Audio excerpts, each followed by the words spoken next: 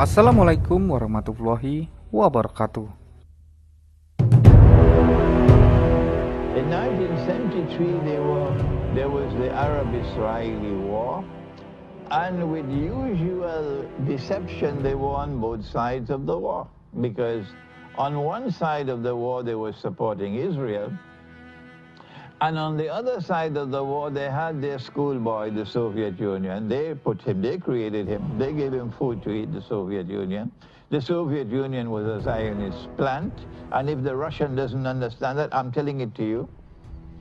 And the Soviet Union was on the side of the Arabs, but the Soviet Union was also in their Zionist camp. So they were on both sides of the war in 1973, and they took the war to a draw. But King Faisal, rahimahullah, of Saudi Arabia, had his heart in the right place, although he didn't have much brains, but he had his heart in the right place.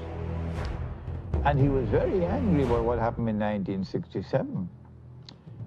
So King Faisal had warned that he was going to impose an oil boycott in the United States. And as soon as the war started in 1973, October 73, he imposed the oil boycott on the United States. And the Arab oil-producing countries supported him.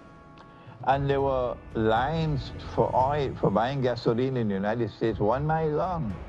Motor cars lining up for oil, for gasoline.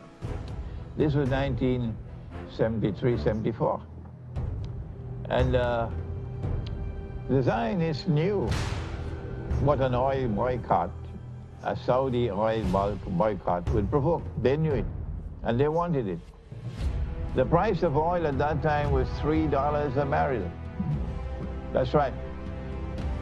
And when the oil boycott was imposed, the Arab oil boycott was imposed, it eventually rose from $3 a barrel to $12 a barrel, an increase of 400%. And the US dollar fell by 400%, because by 1973, the US dollar had fallen from $35 an ounce in 71 to 40. Why is money falling in value? Did you ever ask that question? Have you ever asked that question? Why is money falling? Bogus money falls in value. Valid money does not fall in value. No, bogus money falls in value, then it's called inflation. $40 for 1 ounce of gold, 40 US, it fell to 160. It fell by 400%. And the Arab oil-producing countries suddenly found themselves richer, wealthier, with money flowing into their banks, into their coffers by 400%. It was in 1974 that the most important event in contemporary history occurred. And Saudi Arabia played the crucial role in that event. What is it? What was it? I now return to a hadith which is in Sahih Bukhari. But before I turn to that hadith in Sahih Bukhari, which explains what happened in 1974, I have to turn to another event in the life of Prophet Muhammad alayhi salatu wasalam.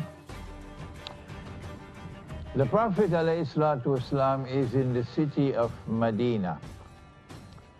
And Medina is located in that part of the Arabian Peninsula which is called Hijaz. Hijaz. There is another part of the Arabian Peninsula to the east of Hijaz which is called Najd. And these two comprise the bulk of the Arabian Peninsula, Hijaz and Najd. Hijaz to the west, and in Hijaz is located Mecca and Medina, and Najd to the east. And it is in Najd that you have all the oil. So Prophet Muhammad alayhi salatu wasalam speaks, and he praises our Sham and our Yemen. Allahumma barik lana fi Shamina, fi Shamina. Oh Allah, place blessings for us in our Sham, and in our Yemen. If you don't like that, you could go and jump in the sea, because he's saying it is our Sham, and he's saying it is our Yemen. And that's what you are doing today. You're waging war on Yemen and you're waging war on Sham. Shame on you, shame on you, shame on you. Waging war on innocent Yemen, waging war on innocent Sham, and sending millions of people as refugees, destroying Yemen. Shame on you, shame on you, shame on you. What more do I have to say to you? Shame on you one more time. Oh Allah, place blessings for us in our Sham, and in our Yemen. He identifies us with Yemen and he identifies us with Sham, and you waging war on Yemen and you waging war on Sham. Shame on you one more time. But then the people ask him, oh Allah's messenger, what about our nudged?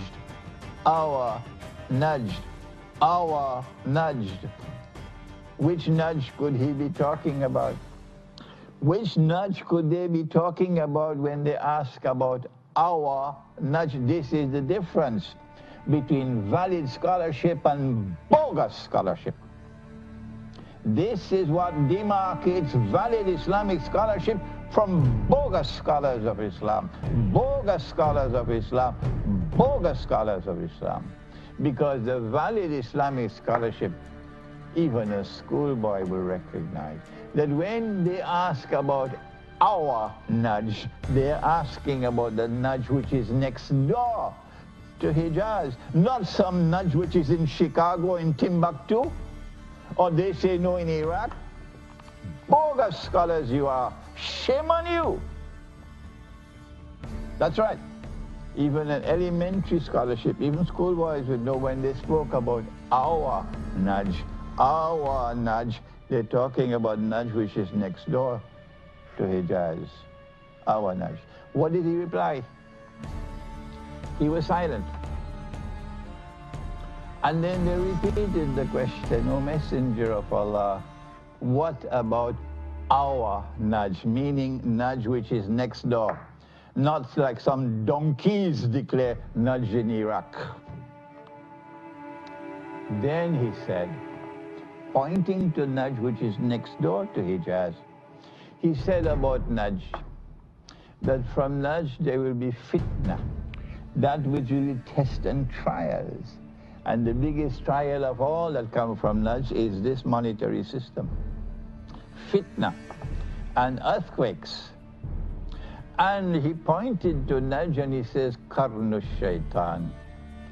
The age or the epoch or the people of Satan are coming from nudge.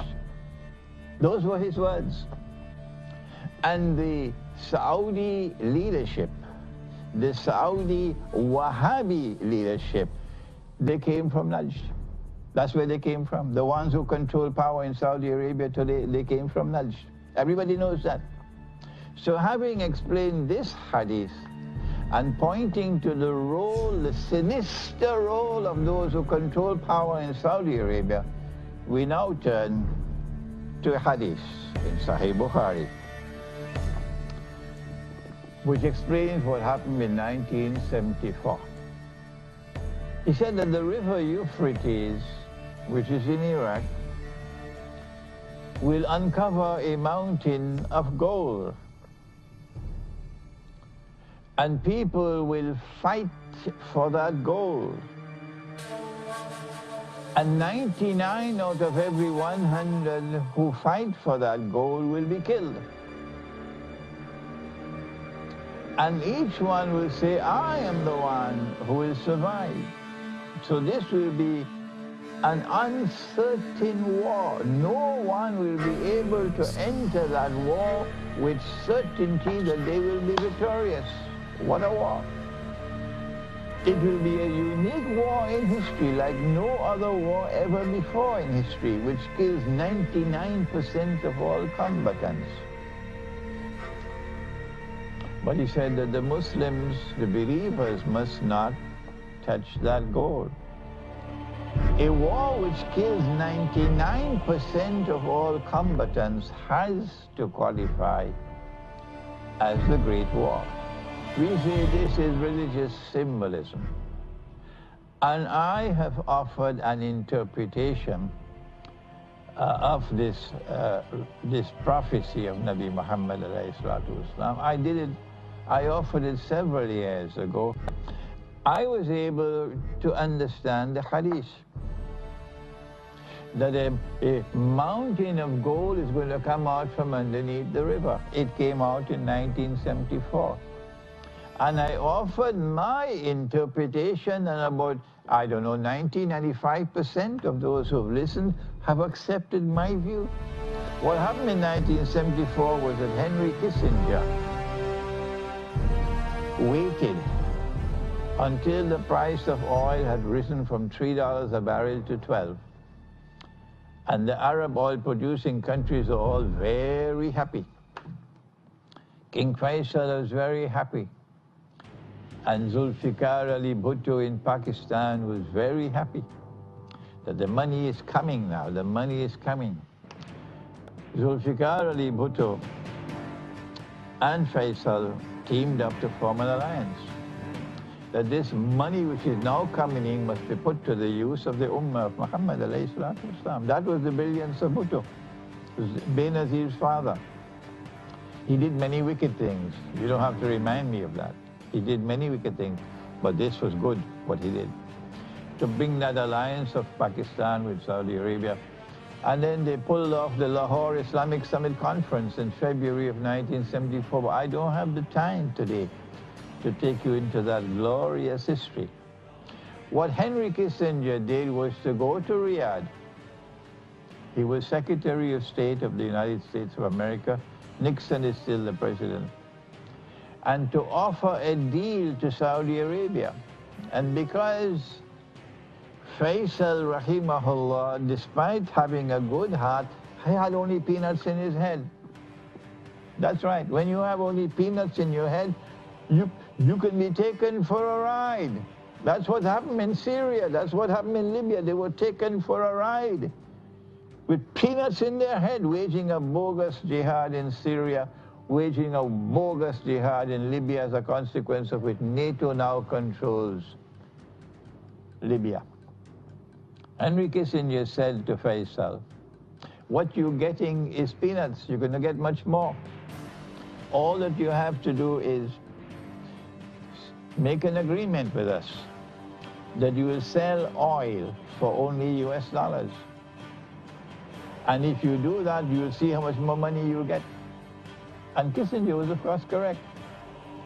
And Faisal fell for it. And then Faisal declared that Saudi Arabia will sell their oil for only US dollars. Oh, come on, Faisal. Malik Faisal, rahimahullah, what nonsense is this? Where is your knowledge? Where is your sense? Have you no sense? Did the religion of Islam not teach you anything, Faisal? Even if I come with gold dinar, I can't buy your oil. Dinar, which is halal, which is in the Quran, which is in the Sunnah. Don't you realize, Faisal, that you are giving the US dollar a new lease of life because it is no longer backed by gold?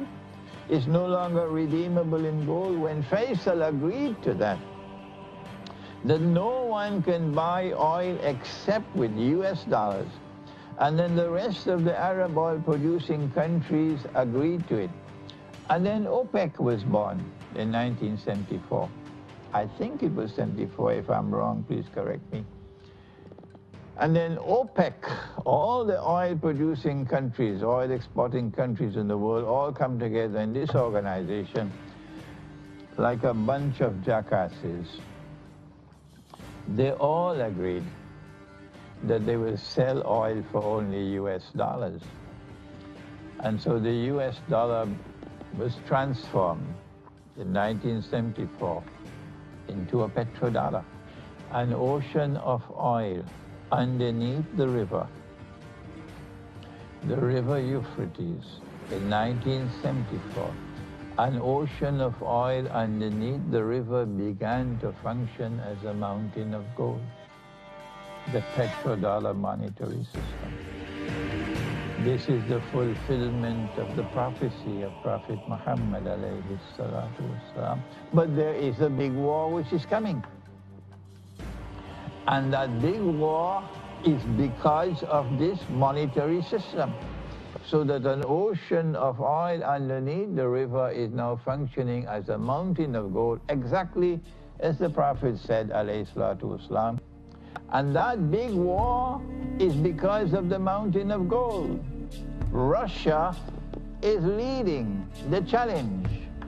And Russia is supported by China. And with Russia and China, there is South Africa, there is Brazil, and there is India. Although India seems now to have jumped into the camp of Israel. BRICS it is called, and BRICS is the cause of the nuclear war which is coming. BRICS is a challenge to the petrodollar monetary system. The Prophet said that they will fight for that mountain of gold, and that is the war that is coming. If this happens, then you remember this lecture and the one which is on YouTube, my interpretation. This is going to lead to the Great War, not something in Ukraine and not something in Korea. The war which is being fought for the mountain of gold. If this big war is to take place, it can take place at any time, how do we respond to it? What do we do? We end with this statement of Nabi Muhammad alayhi salatu wasalam, who said that the Muslims or the believers must not touch that gold.